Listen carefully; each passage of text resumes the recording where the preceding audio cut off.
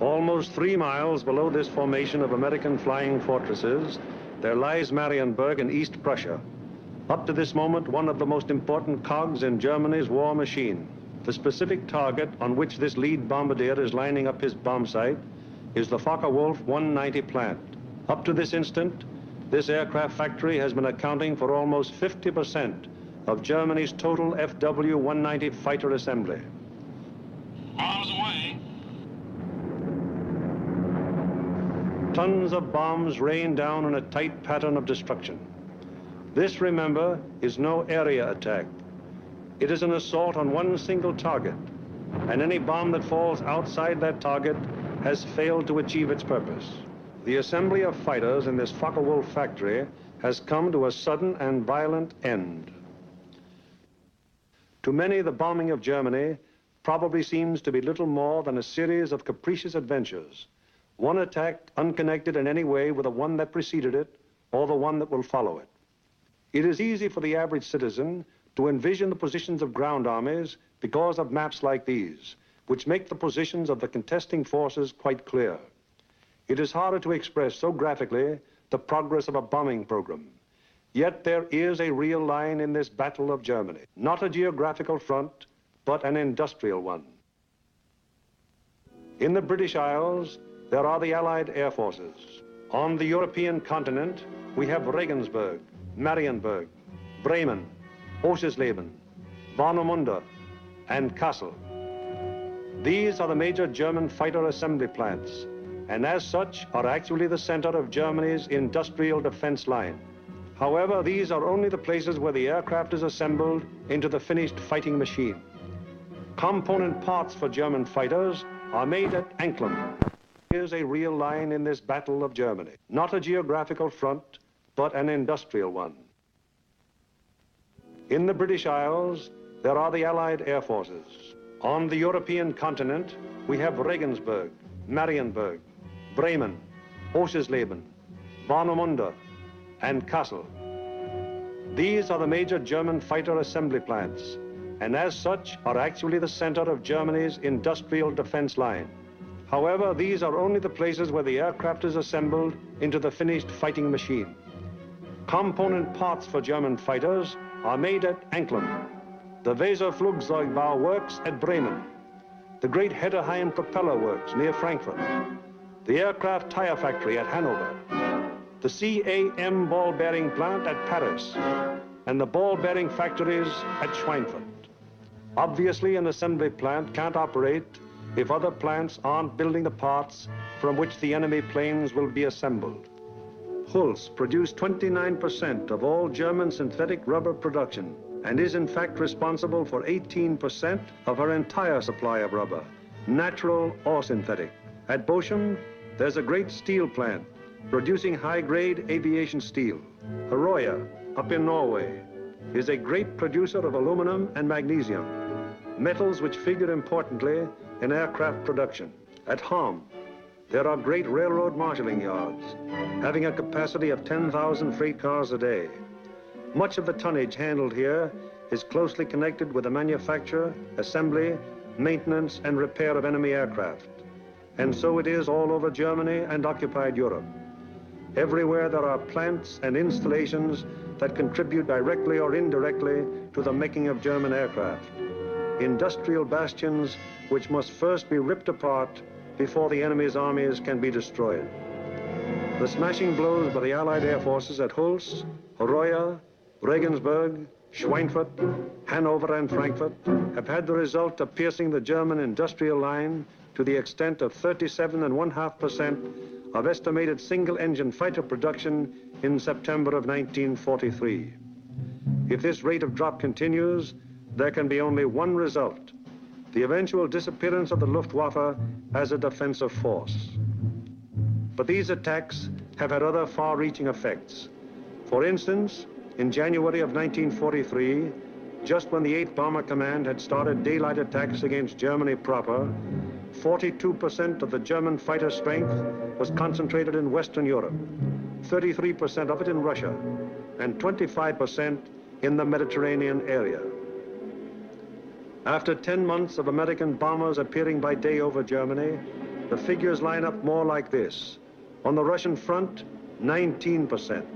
In the Mediterranean area, 12%. And in Western Europe, 69%. Germany thought it was urgent enough to withdraw fighters from 2 important theaters, all in a vain attempt to save their crumbling industry from the grim, destructive blows of the British-American bomber offensive.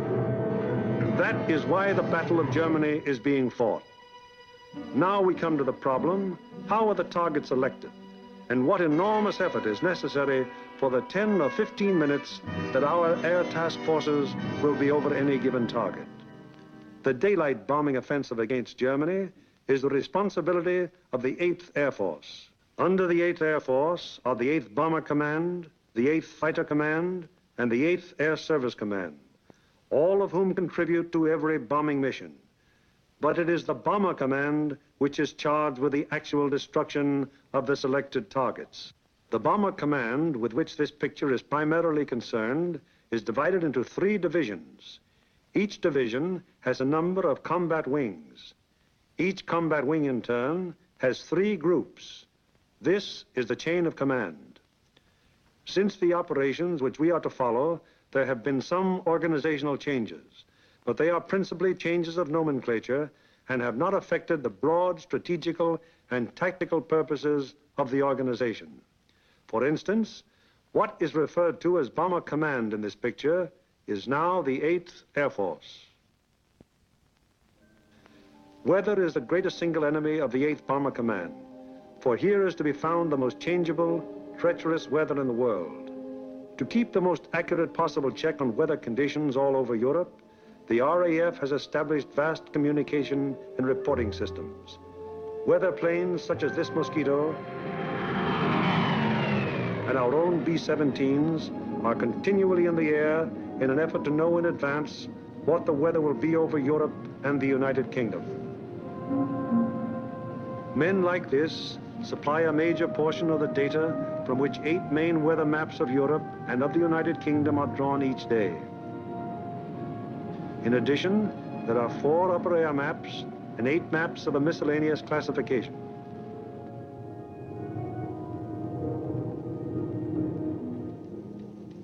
In this room, all weather information is collected, coordinated by the RAF, and sent out by teletype to every responsible command.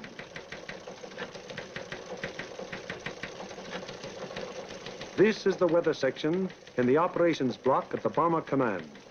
Here, the information gleaned from the weather stations is put together and correlated into weather maps. Accurate predictions must be made as to the direction and speed of the wind, downward and forward visibility, temperature, humidity, possible icing conditions, and probable atmospheric pressure at the bases, en route, and over the target.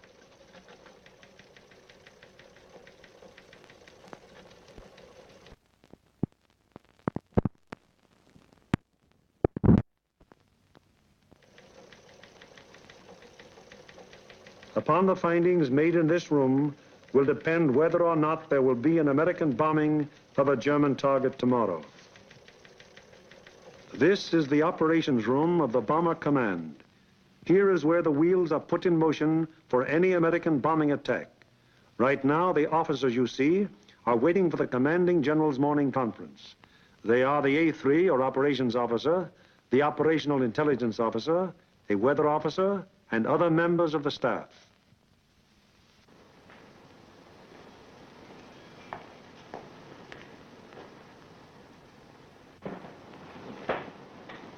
What's the weather prospects today, Major? It looks like most of Germany will be pretty good, sir. But we have a warm front approaching from down here, which we do not expect to affect the bases until late in the evening. How's the weather at Anklam? At Anklam, sir, we expect 2 to 5 tenths of low cloud and small amounts of middle and high cloud above 18,000 feet. Visibility 6 to 8 miles. How about Marienburg? At Marienburg, 2 to 4 tenths of low cloud, little or no middle or high cloud, visibility 6 to 8 miles. What will it be at Danzig and Gdynia? At Danzig and Gdynia, sir, 2 to 5 tenths of low cloud, 2 to 4/10 of high cloud above 23,000 feet. Visibility in there about 5 miles. Give me the map of Anklam and the picture of the aircraft factory there. Yes, sir.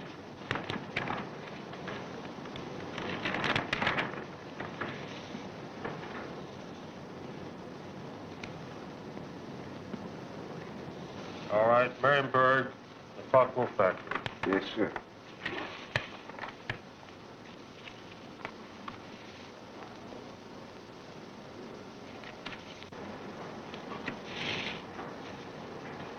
We will attack Marienburg with 2 combat wings, Anklam with 2 combat wings, shipyards of Danzig with 2 combat wings, and the port facilities at Gdynia with 2 combat wings. That will require a maximum effort.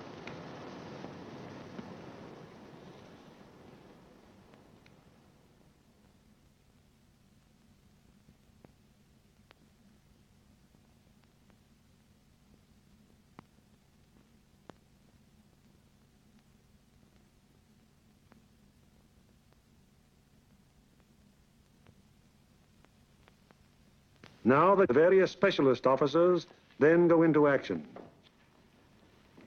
This is the operational intelligence section. Here are target files containing complete information as to the type, construction, and vulnerability of the targets.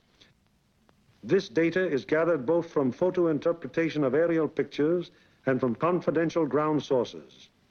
On the basis of this information, the aiming point for the attack will be selected. The aiming point is a building or installation in the approximate center of the target. Here, operational research experts are minutely studying the architectural and construction details of the targets.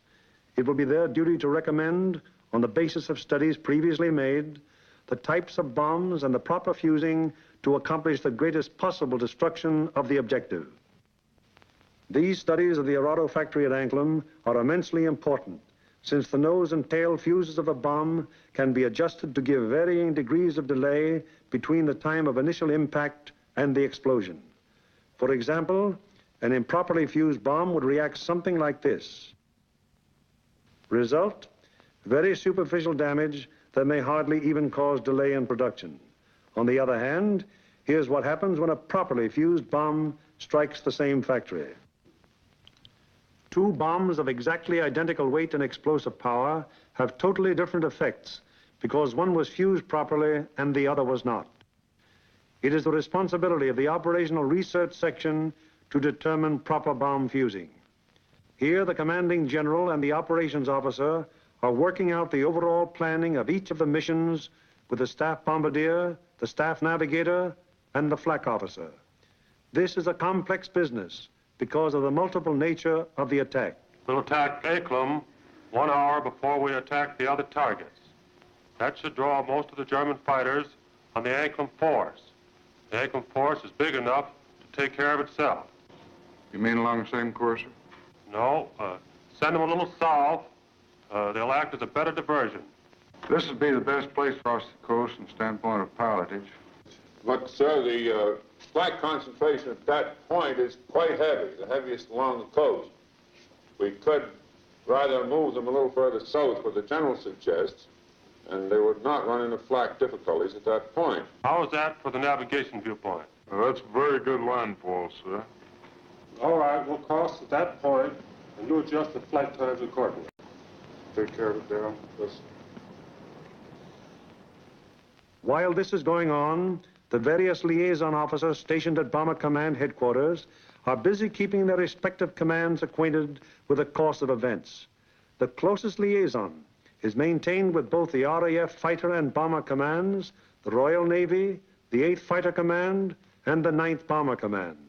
It is through these liaison officers that requests will be made for the necessary fighter support, diversionary effort by the medium bombers, air-sea rescue patrols, and so on. Officers at Fighter Command immediately look up plan number 2340 to find out what part the fighters are expected to play in the next day's operations. Similarly, the 9th Air Force is informed that Bomber Command intends to lay on plan number 2340. It will be the duty of the mediums to attack enemy airfields at a time that will cause maximum interference with German attempts to intercept the heavy bombers. Right now, weather officers are getting ready their forecast for the General's late afternoon conference, where final decisions will be made. Right in there as planned. Yeah, it should. Should be okay. Thanks. Good enough. Bye. Does your morning's forecast still hold? Yes, sir. There's practically no change in the situation, and we still expect the base weather to hold up for return. Send out the field order exactly as planned. Yes, Get me the 1st, 2nd, and 3rd divisions on a conference call, please. All ready with your conference call. Go ahead, please. Can you scramble? Okay. Over. Okay, over. Over. Okay, there's a mission tomorrow. Maximum effort with 5 task forces. The 1st task force, comprising 6 groups of the 1st Division, will hit 3948. 3948. Secondary, 8731. 8731. Last resort, 9009. 9009. The 2nd task force, comprising 5 groups of the 3rd Division, will hit 6848. 6848. Secondary, 6424. 6424. Last resort, 5381. 5381. The 3rd task force will comprise 4 groups of the 2nd Division, which will hit 6424. 6424. Secondary, 5381. 5381. Last resort, any industrial target of importance in Germany. Okay. The 1st and 3rd Divisions will each dispatch 1 air... The field order now goes over the teletype to all interested units and command. The first step has been taken in the sequence of events that will finally result in bringing our planes over the targets and discharging their bomb loads.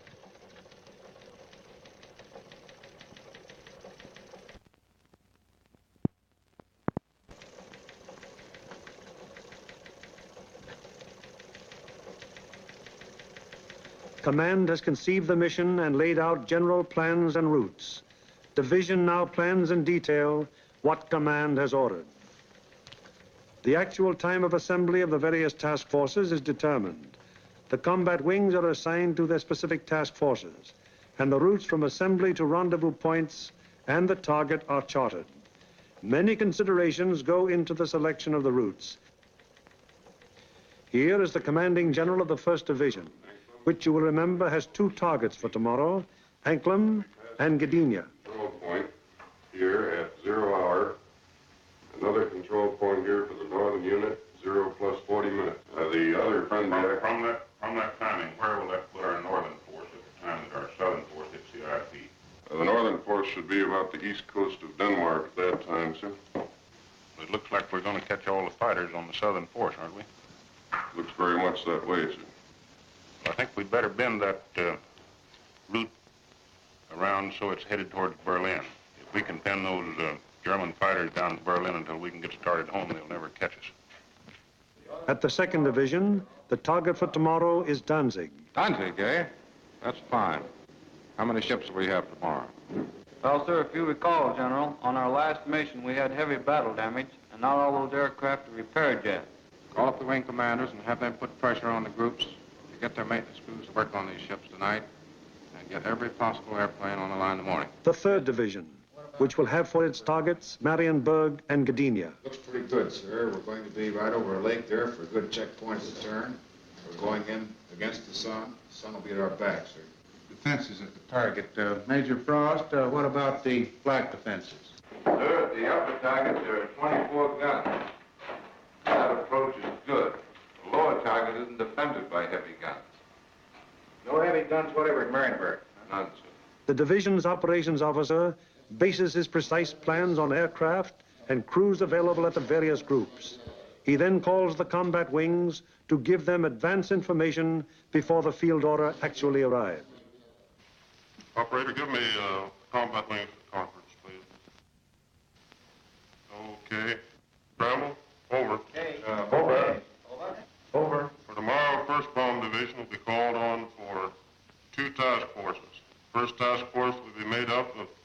combat wings on targets 3948, 3948.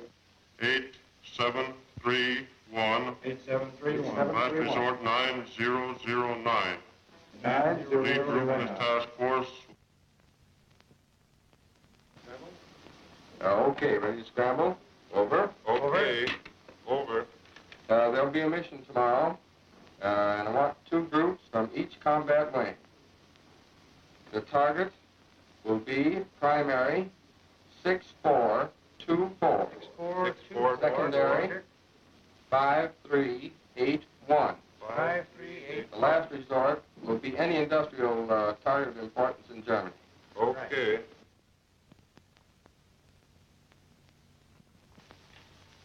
There's an order coming through.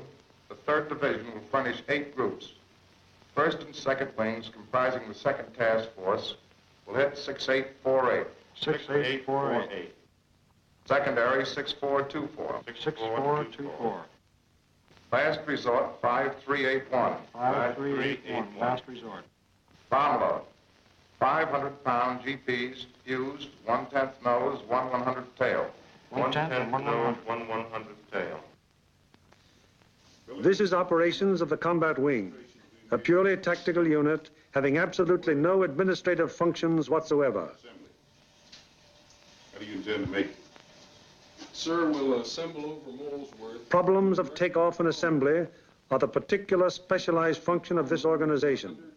It is the primary business of the combat wing to get the airplanes of its group into the air at the proper times and to get them assembled once in the air. Field order requires that we provide the 2nd Combat Wing and the 2nd Air Task Force. 89th Group will lead, 81st Group will be high, and the 63rd Group will be low. That means that Colonel Whitten will lead the combat wing on this mission? That'll be fine. The Bomber Command has asked for a maximum effort. That means every available plane is to be gotten into the air. Ramsey, this field order has called for 3,100 gallons for the H's due to the distance. Now, they've called for maximum bomb load. How about that for the weight? I think we'd better put 8 bombs in the H's and 12 in the D's. That keeps us around 65,000 pounds. How about the CG? CG is well forward, and I think it'll work out very well because we've been down low for a long period of time. All right, we'll have 8 in the H's and maximum in the D's. Most of the groups are going further than an American bomber has gone before. Combat wings must work out precisely the maximum bomb load in relation to the required gas load. Decisions made in this and other matters are added to the division's field order and passed on to the groups, the ultimate tactical unit, to the men who get the planes in the air and fly the mission. On the basis of the alert telephoned down to the group by the combat wing, the various agencies necessary to get the planes airborne on their mission wheel into action.